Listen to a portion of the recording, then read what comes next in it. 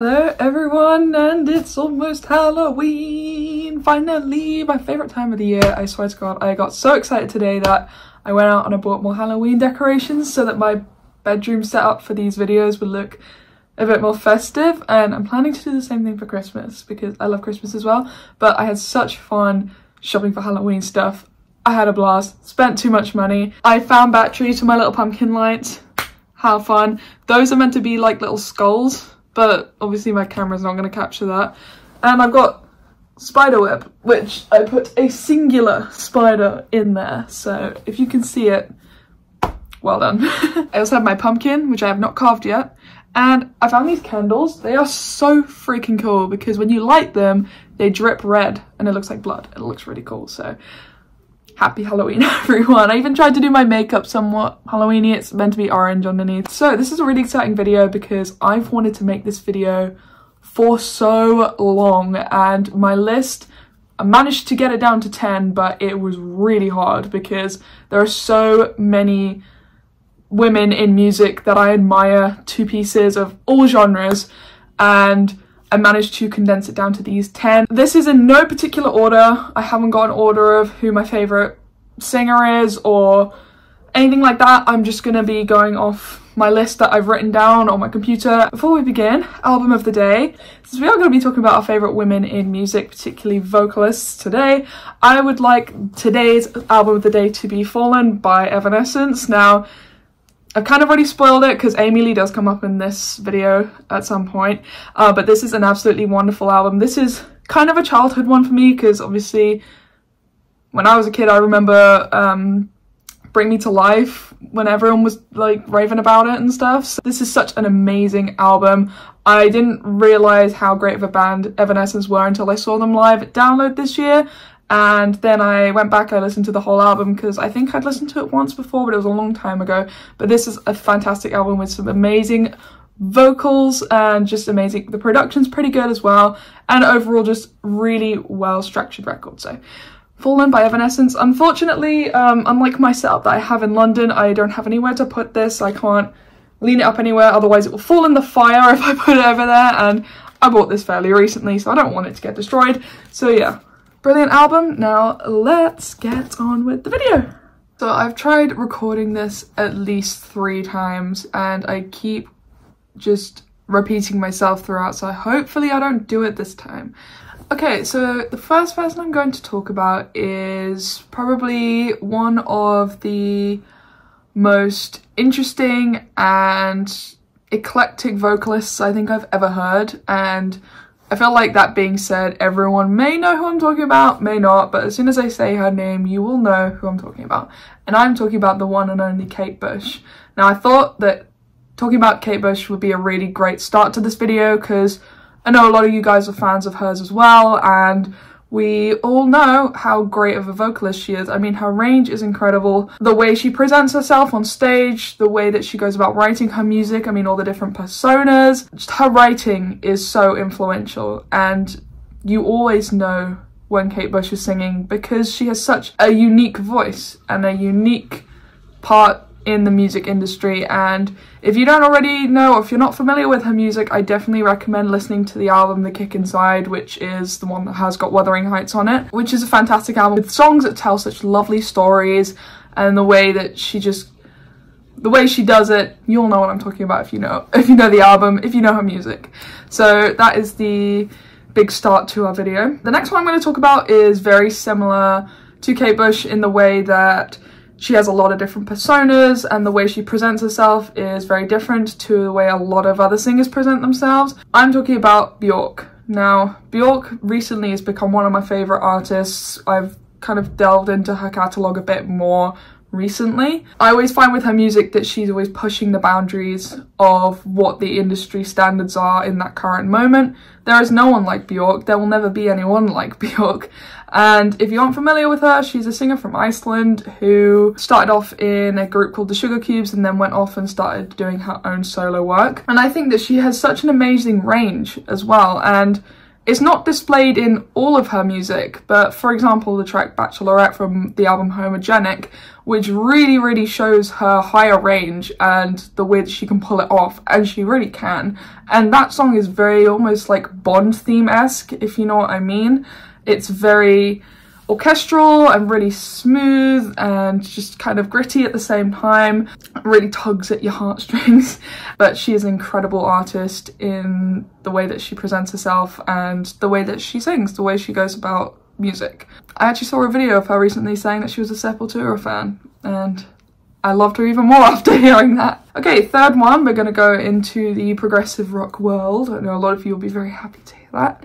This person really inspired me, mainly because when I found my sound when it came to singing, because I do a little bit of vocals here and there, I kind of realized that this person's range and her voice is very similar to mine, or I should say the other way around. My voice is very similar to hers, and going into the artist's catalogue, I kind of realized that's the kind of vibe that I want to go for. And I am talking about Sonia Christina from the band Curved Air, who, if you aren't aware, are a progressive rock band from the UK in the 70s. They made some really great albums. Her range isn't completely huge, but what she does and the way that she sings is just inspiring, because she's found where her best vocals are, her best range, and she's rolled with it and she's almost perfected it. In my opinion, I think she's a really nice, when she goes into the higher ranges, kind of like a raspy kind of tone. I noticed that in songs like Metamorphosis, which is probably my favourite of the Curved Air songs, where she's singing, she's using a head voice in that moment, but it works so well with the kind of dramatic and quiet part of the song. But I always find that she has some very curious and bright vocals in other parts of the songs, with songs like Marie Antoinette, where it's a bit more bouncy and a bit more lively. I really admire her, and I love her vocal style because it's kind of similar to mine. Okay, so the next one is a kind of new addition to my list. I felt like I couldn't leave her out because ever since I started listening to her band, I just fell in love with her voice, really. And I'm talking about, okay, I may get her name wrong, Courtney LaPlante from Spirit Box. I absolutely love her singing, and she has some of the most amazing extreme vocals. Her technique is very impressive, and if I ever learn how to do extreme vocals, that's the kind of vibe I want to go for, more on the higher end rather than the more guttural lower end. And her clean singing, it's not like overly crazy or anything, but it is so beautiful, very melodic, and really works with the transition between her two different types of singing. And obviously it goes with the music that the band themselves make as well.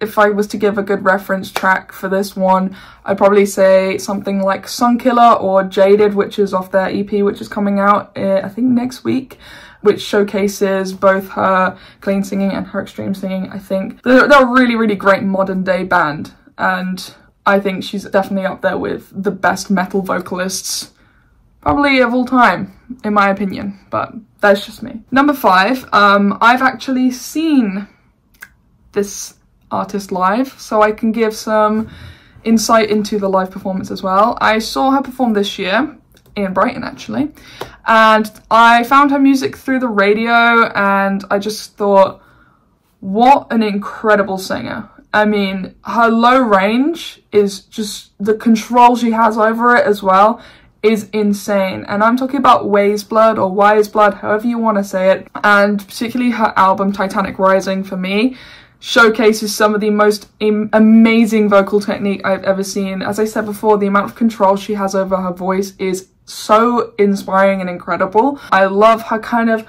soft tone that goes along with the kind of melancholic and melodic style of the music that accompanies her voice.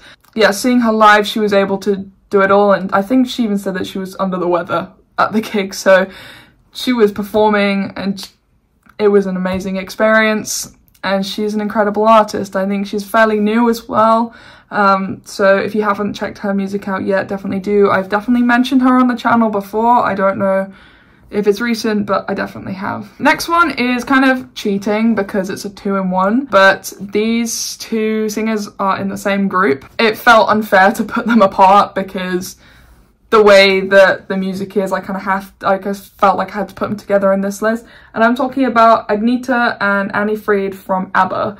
I found with my video about my 10 albums that changed my life that a lot of people were really kind of confused and weirded out by the fact that I included ABBA in my list. They are the reason why they are in that list. I mean, the harmonies, the vocal arrangements on most of their tracks are just stunning. Their voices work so well together, and they can do pretty much any genre that they did in that kind of 10 years that they were around, and it sounded amazing. They can do the kind of poppy stuff, the stuff that makes you dance, the stuff that makes you sad, like the stuff that's a bit more rocky and stuff like that. So their range in terms of musical spectrum is very impressive. They're just wonderful singers. Next one is, again, I saw this artist live and I'm very happy I did. Yoan actually got me listening to her music at some point last year. I think we did see her last year. Similarly with Agneta and Annie Fried, this woman's voice can go with any genre and she could do it justice. And I'm talking about Alanis Morissette, who's probably up there with like my favourite singers ever. What a powerhouse of a vocalist. I mean, seeing her live, she put everything into that performance and it paid off so much because she sounded just incredible that night. She has a very large presence when it comes to singing. I mean, it's, you know, it's her. Again, she's such a kind of smooth yet kind of hard-hitting and gritty sound to her voice. Her range is just absolutely incredible. I mean, take a song like Mary Jane from the album Jagged Little Pill and you will see her range, and how, similarly with Waves Blood, how much control she has over that range. It carries and it sounds wonderful, so definitely up there with my favourites. Next one is another fairly new one. Last year or so, I listened to an album by this band and it was one that was always on my radar. It was one that I'd been meaning to listen to for ages, and when I did get around to listening to it, I was very surprised in how much I thought I wouldn't like it that much, but I actually ended up really loving it. The band is Portishead, and the singer is Beth Gibbons. What an amazing singer. I think it goes so well with the kind of atmospheric, kind of trip-hoppy kind of stuff that they were doing with the album Dummy. And I really like her blend of like softer and quieter singing to her more dramatic vocals with songs like Glory Box, where she's really got a presence and an attitude in that song. She can adapt to any environment music-wise. I mean, that album is, it's a roller coaster of amazing music. Lots of different genre influence on it and lots of different genre influence on her singing. Okay, next one. I already mentioned her at the beginning of this video with my album of the day. But again, a lot of people may be a bit like, oh, why are you even talking about this band? Like, I don't even like them that much. I love this band, personally, particularly their vocalist, and I'm talking about Amy Lee from Evanescence. And a lot of people, they like to hate on Evanescence a bit because it's really funny to do that because they did the haha wake me up inside song. But they are so much more of a band than just that song. And again, another one I saw live, I saw them at Download. Oh my god, I almost cried. I almost cried because she carried that whole set list. That whole set, that whole performance, she carried it so well. She had such an amazing stage presence, amazing audience interaction as well, but we'll talk about the vocals now. Again, an incredible dynamic range between kind of more quieter and softer singing to her more hard-hitting. I mean, she's not doing any sort of like extreme gutturals or anything, but her higher range and the amount of power she can put into the songs. I mean, I think if they were to have a different lead singer, I probably wouldn't like them as much, but I think she really makes the sound of the band. She makes Evanescence Evanescence. Again, similarly before, you have songs obviously like Going Under, which are a bit more metally, a bit more rocky, and then you have songs like My Immortal, which is a piano ballad. Both great songs and both amazing vocal performances. Okay, so my last one for this list, and I am very, very sorry again if I butcher any kind of pronunciation of name. But again, saw this band at Download, and I hadn't listened to them that much before. I think I listened to maybe a couple of songs, and I liked their sound. I just never got around to listening to them at the time. Saw the set, and I was just, I think on the coach home from the festival, I listened to so much of this band on the way back because I was so impressed with their live set. And I'm talking about the band Ginger and their singer. I've got it up next to me just so I don't. Tatiana Schmeiluk. I think that's, I don't know, I might be wrong, but what an incredible front woman. I mean, carried that set throughout the whole of the performance. It was immaculate. I mean, her transitions between clean singing and extreme was so smooth and almost perfect. And again, her clean singing, her range is just incredible. She could reach those high notes so perfectly and almost without any effort. I always say that if what a singer's doing looks really easy, then they're a really good singer, because not everyone can pull that off.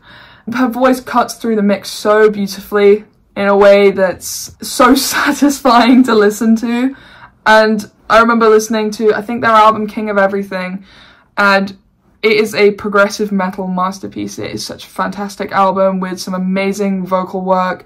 So definitely check out that record if you haven't yet. They are an amazing, amazing band. And again, and that is the end of today's video. I probably missed out your favourite singer, so I'm very sorry if that is the case. But do let me know who your favourite vocalists are in the comments down below. I would love to know. We have a family-owned vinyl record store. If you want to check that out, it'll be in the description. We sell anything like progressive rock, psychedelic rock, rock in general. We've got so much in there that I think people will be really interested to see. And it's always better to buy from a small business rather than buying from Amazon. I'm not wrong. So that is in the description. Go treat yourself to a vinyl record. And yeah, thank you for watching, and I'll see you in the next video. Happy Halloween! Bye bye!